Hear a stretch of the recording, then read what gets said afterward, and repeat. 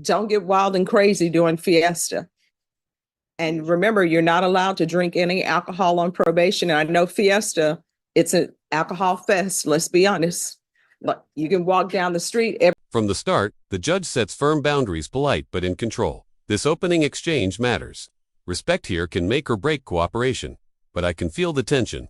One wrong word, and this hearing could go sideways fast. Orosco, it appears we just saw you the other day.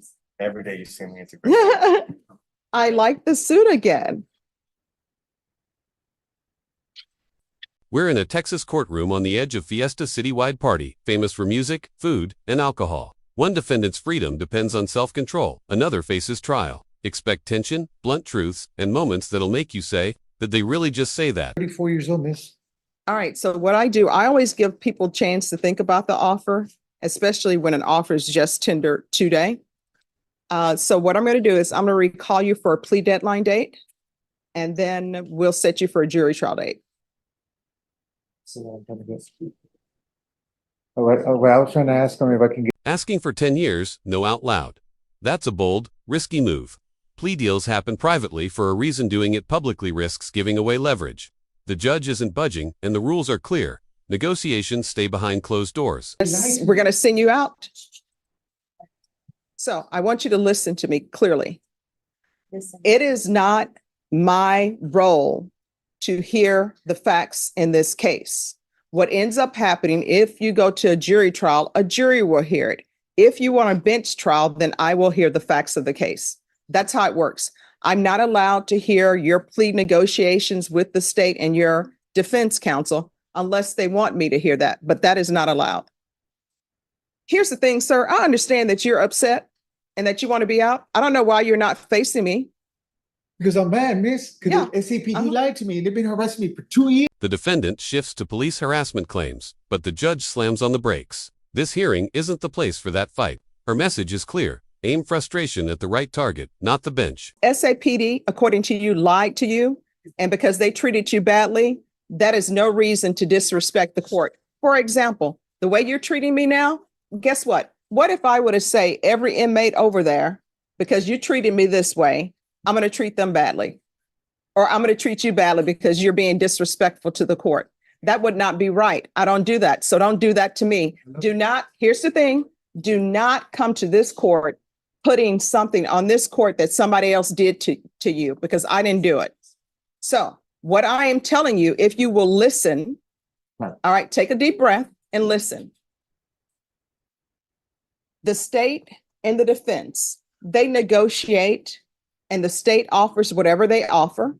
The defense will tell you what the offer is. I'm not allowed, because those plea negotiations are supposed to be confidential. I'm not allowed to get involved with that. I know from what you're telling me is that you want to tell me about your case and how these charges never should have been brought, or maybe they should be dismissed. At this point in the process, it is not my job to hear that. I'm not allowed to hear that yet, unless there's a motion to suppress, or unless you want to have a bench trial and you want me to hear it, or either I will hear it when you have a jury trial. That's what I'm trying to tell you. I understand the frustrations that people will have because you're at the jail. You don't feel like you should be at the jail. You don't feel like these charges ever should have been brought. You don't feel like this case should have been indicted if people just had the facts. I understand. I understand your frustration, but do not take your frustration out on the court. I try to move these cases as quickly as possible. You have been here on January 2024, and then your court-appointed counsel was ill, so he asked it to be removed. So Mr. Arguelles was appointed, and I'm sure he got on your case as quickly as possible. He's just finished a murder trial. The state just gave you an offer today. So what's going to end up happening, and I want you to hear me clearly, this is going to be recalled for March 25th. You can either accept or reject the state's offer. If you choose to reject their offer, what is going to end up happening is we're going to get you a jury trial as quickly as possible. That's how things are. A clear deadline, March 25th. Accept the plea or face trial. This is courtroom efficiency. Set the clock. Force the choice. No confusion, no excuses, just the next step in black and white. Voice. You shouldn't have to. Yeah, I'm like, You know, Judge, sometimes that's the only way they understand. Yeah. that's what my mom would say with us.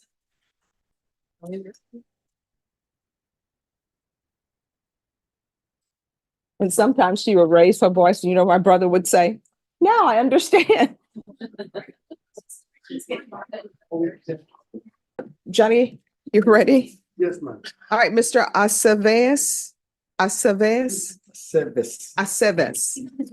All right. I never know what to do with the V's either. With what, ma'am? The V's, Oh, in the the V's, names to pronounce it correctly. It's always ve. Bay, Aceves. Okay. All right. How's everything going on probation? Pretty good, man. And how's the employment? Also, yeah, also pretty good, yeah. Okay, awesome. All right. Probation. I know they're here for removal of GPS. Yes, Judge, in reviewing Mr. Aceves' file, it indicates that he's been in compliance with everything. He's doing really well. There's not been any it hasn't been any violations or anything with his GPS. Everything seems to be going good. Admitting the GPS slip-up might have saved him. The lawyer owns the mistake before it's used against them. Judges remember honesty sometimes, it outweighs perfection. Here, it clearly worked. 2 o'clock or something. He thought it was later than that. So he went to Walmart, I believe. Yeah. And that was it. And he called him right away and he went back home. That was it. That's the only thing. And I wanted to be honest with the court because it's going to come in and I don't want the court to think I lied to her. Okay. So, Now, I appreciate your honesty. well, thank you. Yeah. And so he was at the Walmart. Yes, ma'am. Right, Walmart? Yeah, I was returning Battery charger. body charger that I wanted to return. Okay. All right. Your Honor, I would like to point out, though, the last time we were in court, we modified his conditions for 6 a.m. to 6 p.m. Monday through Saturday.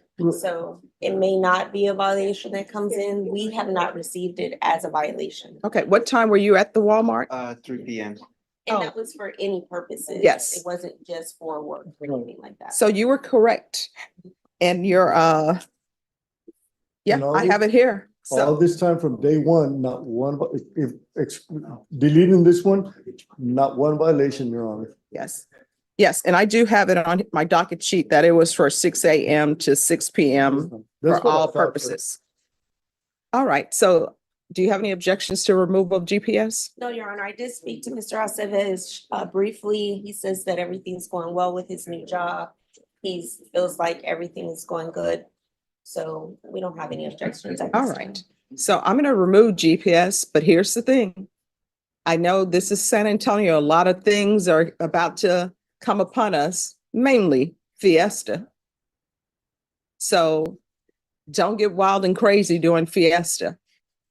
And remember, you're not allowed to drink any alcohol on probation. And I know Fiesta, it's an alcohol fest, let's be honest. Look, you can walk down the street, everybody booth has alcohol in it. Everybody has those long things with the alcohol in it. The judge knows Fiesta's dangers alcohol everywhere. Her warning isn't just legal, it's practical survival advice. This is preventive law. Protect your probation before it's tested. So welcome. Thank you. I'm glad you're on track and everything is working out for you. Of course, you have a great attorney. If anything goes wrong or if there are any issues, you can always contact your attorney. If you feel as though probation is not addressing something, you can always come to court and talk to the probation officer here or come to me. Yes, Your Honor. All right. So I'll order removal of the GPS. Thank you, Judge. All right. It would be excused. Yes, we can, but I need to give you all another check-in day because I'm ordering removal of GPS, but I'm going to have you all come back after Fiesta. Okay. So we'll come back. Let's, We're gonna have our own fiesta tonight, so tomorrow then. okay. All right. So we'll come back May 27th. Yes, Judge. Okay. Yes, ma'am. All right. Do you need a reset form? No, ma'am. Okay. All right. So we'll be back on May 27th. All right. All right. Good Thank job. you. Thank you. And I like the new haircut. Judge, it's not nice to talk about hair in front of a bald guy.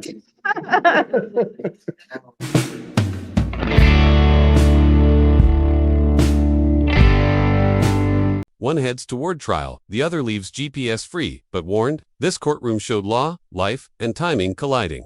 If this case surprised you, like, comment, and subscribe for more real-life courtroom drama.